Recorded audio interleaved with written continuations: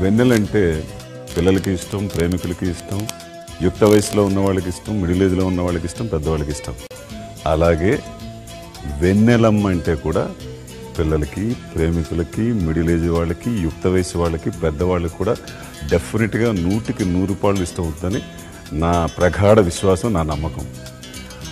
వెన్నెలంటే ఎలా అందరికీ ఆనందాన్ని ఇస్తుందో వెన్నెలమ్మ కూడా చూసే ప్రతి ప్రేక్షకుడికి ఆనందాన్ని ఇస్తుంది, ఆలోచింపచేస్తుంది.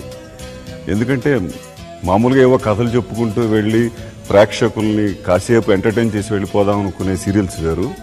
బట్ ఇందులో చెప్పొచ్చేది ఏంటంటే ఒక నిజంగా జరిగిన సంఘటన తీసుకుని ప్రేక్షకుల్ని ఎంటర్టైన్ చేస్తూ అట్ ది సేమ్ టైం ఆలోచింపచేసే ఒక చక్కటి సీరియల్ వెన్నెలమ్మ.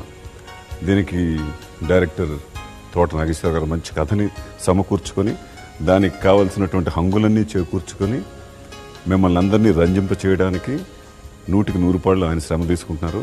అలాగే చీఫ్ టెక్నీషియన్స్ అందరూ ఈ సీరియల్ని వాళ్ళ సీరియల్గా ఫీల్ అవుతూ చేస్తున్నారు.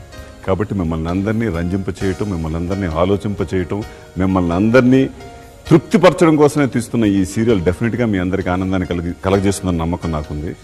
అలాగే ఈ సీరియల్లో వెన్నెలమ్మగా నటిస్తున్న ఈ శ్రీరావు, మీ అందరికీ తెలుసు ఆవిడ ఎంత చక్కటి నటో.